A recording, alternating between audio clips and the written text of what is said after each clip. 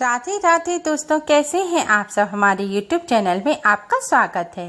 दोस्तों, आज की इस वीडियो में हम आपको राधा अष्टमी की कथा और महत्व बताएंगे। दोस्तों, राधा अष्टमी का पर्व भाद्रपद शुक्ल पक्ष की अष्टमी तिथि को मनाया जाता है। राधा अष्टमी के दिन राधा जी की पूजा करने का विधान है। माना जाता है इस दिन राधा जी की पूजा करने से मनुष्य को सभी सुखों की प्राप्ति होती है और जीवन की सभी परेशानियां समाप्त हो जाती हैं। लेकिन राधा जी की पूजा अकेले नहीं की जाती। राधा अष्टमी के दिन राधा जी के साथ साथ भगवान श्री कृष्ण की भी पूजा की जाती है। राधा अष्टमी के दिन से ही 16 दिन के महालक्ष्मी व्रत की भी शुरुआत होती है। राधा अष्टमी व्रत और महालक्ष्मी व्रत करने से परिवार धन धान्य से परिपूर्ण होता है और सभी मनोकामनाएं पूर्ण होती हैं। आज के दिन राधा अष्टमी की कथा सुनने मात्र से ही सभी कष्टों और संकटों से मुक्ति मिलती है। व्यक्ति को धन, सुख, समृद्धि, पारिवारिक सुख और मान सम्मान की प्राप्ति होती है। राधा अष्टमी की कथा। भगवान श्री राधा कृष्ण गोलोक में निवास करते हैं। एक बार श्री राधा गोलोक बिहारी से रूठ गईं। इसी समय गोप सुदामा प्रकट हुए। राधा का मान उनके लिए असह्य हो गया। उन्होंने श्री राधा की भर्त्सना की। इससे कुपित होकर राधा ने कहा, सुदामा, तुम मेरे हृदय को दुख पहुंचाते हुए असुर की भांति कार्य कर रहे हो, अतः तुम असुर योनि को प्राप्त हो। सुदामा कांप उठे और बोले, गोलोकेश्वरी, तुमने मुझे अपने शाप से नीचे गिरा दिया। मुझे असुर योनि प्राप्ति का दुख नहीं है, पर मैं कृष्ण वियोग से तप्त हो रहा हूँ। इस वियोग का तुम्हें अनुभव नहीं है, अतः एक बार तुम भी इस दुख का अनुभव करो। सुदूर द्वापर में श्री कृष्ण के अवतरण के समय तुम भी अपनी सखियों के साथ गोप कन्या के रूप में जन्म लोगी और श्री कृष्ण से बिलख रहोगी। सुदामा को जाते देखकर श्री राधा को अपनी त्रुटि का आभास हुआ और वे भय से कातर हो उठी। तब लीलाधारी श्री कृष्ण ने उन्हें सांत्वना दी और कहा, हे देवी, यह शाप नहीं है, अपितु वरदान है। इसी निमित्त से जगत में तुम्हारी मधुर लीला रस की सनातन धारा प्रवाहित होगी, जिसमें नहाकर जीव अनंत काल तक कृत्य होंगे। इस प्रकार पृथ्वी पर श्री राधा का अवतरण द्वापर में हुआ। यह सब श्री राधा कृष्ण जी भगवान जी की ही लीला थी। शास्त्रों में श्री राधा के अवतरण की भी 2 कथाएं हैं। उसमें से पहली कथा इस प्रकार है। नृग पुत्र राजा सुचंद्र और पितरों की मानसी कन्या कलावती ने 12 वर्षों तक तप करके श्री ब्रह्मा से राधा को पुत्री के रूप में प्राप्ति का वरदान मांगा। फलस्वरूप द्वापर में वे राजा वृषभानु और रानी कीर्तिदा के रूप में जन्मे।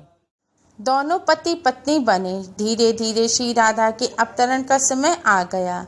संपूर्ण ब्रज में कीर्तिदा के गर्भ धारण का समाचार सुख स्रोत बनकर फैलने लगा। सभी उत्कंठा पूर्वक प्रतीक्षा करने लगे। वह मुहूर्त आया। भाद्रपद की शुक्ला अष्टमी चंद्रवासर मध्याह्न के समय आकाश मेघाच्छन्न हो गया। सहसा एक ज्योति प्रसूति गृह में फैल गई। यह इतनी तीव्र ज्योति थी कि सभी के नेत्र बंद हो गए। एक क्षण पश्चात गोपियों ने देखा कि 7 सहस्त्र शरद चंद्रों की कांति के साथ एक नन्ही बालिका कीर्तिदा मैया के समक्ष लेटी हुई है। उसके चारों ओर दिव्य पुष्पों का ढेर है।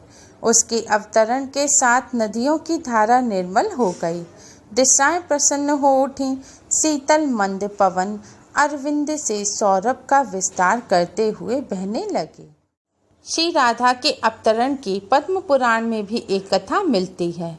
उसके अनुसार श्री वृषभानु जी यज्ञ भूमि साफ कर रहे थे तो उन्हें भूमि कन्या के रूप में श्री राधा प्राप्त हुई। यह भी माना जाता है कि विष्णु के अवतार के साथ अन्य देवताओं ने भी अवतार लिया। वैकुंठ में स्थित लक्ष्मी जी राधा रूप में अवतरित हुई। कथा कुछ भी हो, कारण कुछ भी हो, राधा बिना तो कृष्ण है ही नहीं। राधा का उल्टा होता है धारा। धारा का अर्थ है करंट, यानी कि जीवन शक्ति। भागवत की जीवन शक्ति राधा है। कृष्ण देह है तो राधा आत्मा है। कृष्ण शब्द है तो राधा अर्थ है। कृष्ण गीत है तो राधा संगीत है। कृष्ण बंसी है तो राधा स्वर है। भगवान ने अपनी समस्त संचारी शक्ति राधा में समाहित की है। इसलिए कहते हैं, जहाँ कृष्ण राधा तहाँ, जह राधा तह कृष्ण, न्यारे निमिष न होत कहो, समुझी करहु यह प्रश्न। राधा नाम की महिमा अपरंपार है। श्री कृष्ण स्वयं कहते हैं, जिस समय मैं किसी के मुख से रास सुनता हूँ उसे मैं अपनी भक्ति प्रेम प्रदान करता हूँ, और धा शब्द के उच्चारण करने पर तो मैं राधा का नाम सुनने के लोभ से उसके पीछे चल देता हूँ। राधा कृष्ण की भक्ति का कालांतर में निरंतर विस्तार हुआ है। श्री कृष्ण के साथ श्री राधा सर्वोच्च देवी रूप में विराजमान है। कृष्ण जगत को मोहते हैं और राधा कृष्ण को। श्री भागवत में राधिका प्रसंग, तीनों लोक के तारक, भगवान श्री कृष्ण को शरण देने की सामर्थ्य रखने वाला ये हृदय उसे आराधिका का है, जो पहले राधिका बने, इसके बाद कृष्ण की आराध्या हो गई। राधा को परिभाषित करने का सामर्थ्य तो ब्रह्मा में भी नहीं है। कृष्ण राधा से पूछते हैं, हे राधा, भागवत में आपकी भूमिका क्या होगी? राधा कहती हैं, मुझे कोई भूमिका नहीं चाहिए कान्हा, मैं तो तुम्हारी छाया बनकर रहूंगी।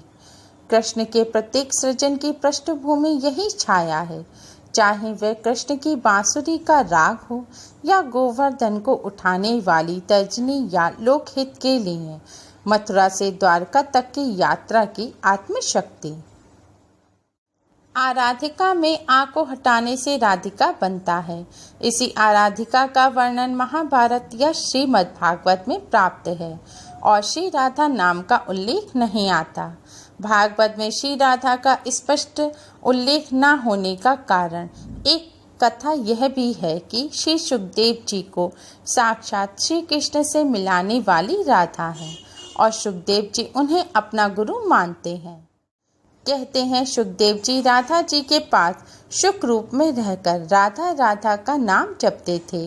एक दिन श्री राधा ने उनसे कहा कि हे शुक, तुम अब राधा के स्थान पर श्री कृष्ण का जाप किया करो। उसी समय श्री कृष्ण आ गए। राधा ने यह कहकर कि यह शुक बहुत ही मीठे स्वर बोलता है, उसे कृष्ण के हाथ सौंप दिया, अर्थात उन्हें ब्रह्म का साक्षात्कार करा दिया। इस प्रकार श्री राधा सुखदेव जी के गुरु, और वे गुरु का नाम कैसे ले सकते थे? कृष्ण के विराट को समेटने के लिए जिस राधा ने अपना हृदय का इतना विस्तार किया कि सारा ब्रज उनका हृदय बन गया। श्री राधा कृष्ण के प्रेम की था पाना संभव नहीं है। कुरुक्षेत्र में श्री राधा के आते ही समस्त परिवेश बदल जाता है। रुक्मणी जी गर्म दूध के साथ राधा को अपनी जलन भी देती हैं। कृष्ण स्मरण कर राधा उसे एक सांस में पी जाती हैं। रुक्मणी देखती हैं कि श्री कृष्ण के पैरों में छाले हैं, मानो गर्म खौलते तेल से जल गए हों। वे पूछती हैं, ये फफोले कैसे पड़े? श्री कृष्ण कहते हैं, हे प्रिय, मैं राधा के हृदय में हूँ। तुम्हारे मन की जिस जलन को राधा ने चुपचाप पी लिया, वही मेरे तन से फूटी है।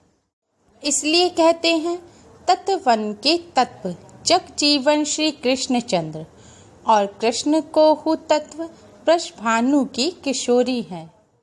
ब्रह्म वैवर्त पुराण में भगवान श्री कृष्ण ने अपने और श्री राधा के अभेद का प्रतिपादन करते हुए कहा है कि श्री राधा के कृपा कटाक्ष के बिना किसी को मेरे प्रेम की उपलब्धि नहीं हो सकती। वास्तव में श्री राधा कृष्ण एक ही देह हैं। श्री कृष्ण की प्राप्ति और मोक्ष दोनों श्री राधा जी की कृपा दृष्टि पर ही निर्भर है।